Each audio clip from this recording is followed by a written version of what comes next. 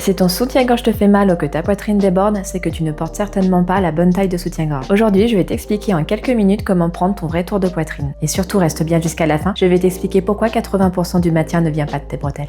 Déjà, il faut savoir quelque chose. La majorité des fans portent la mauvaise taille de soutien-gorge. Pourquoi ? Parce qu'on garde la même taille pendant des années, parce que le corps change, parce que les tailles varient selon les marques. Et surtout, quand on a une forte poitrine, on a tendance à prendre un tour de dos plus grand pour être plus confortable. Alors que ça crée encore plus d'inconfort. Encore une fois, si tu es mal à l'aise, ce n'est pas ton corps qui est compliqué, c'est la taille qui n'est pas adaptée. Pour bien mesurer, il te faut simplement un mètre ruban sous, un miroir et idéalement un soutien-gorge non rembourré. Tu peux aussi le faire sans soutien-gorge, mais il faut rester bien droit. Première étape, le tour de dos. Tu places le mètre ruban juste sous ta poitrine. Il doit être bien horizontal, ni trop haut, ni trop bas. Tu serres légèrement, mais sans t'écraser. Tu expires normalement et tu prends la mesure. Cette mesure va déterminer le chiffre de ta taille, 90, 95, 100, 105, etc., selon le résultat. Petit conseil, si tu as une forte poitrine, vérifie bien dans le miroir que le mètre ne remonte pas dans le dos. C'est une erreur très fréquente. Deuxième étape, le tour de poitrine. Tu passes le mètre au niveau le plus fort de ta poitrine. Tes bras sont détendus, tu ne gonfles pas la poitrine, tu ne serres pas. Le mètre doit juste épouser la forme. Ensuite, tu fais la différence entre ton tour de poitrine et ton tour de dos. Cette différence qui détermine ton bonnet. Par exemple, 12 à 14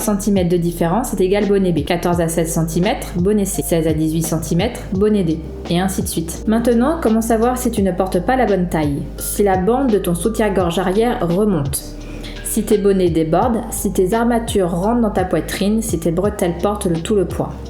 Et ça, c'est très important. 80% du maintien vient du tour de dos et pas des bretelles. Et si tes bretelles creusent tes épaules, ce n'est pas qu'elles sont trop fines.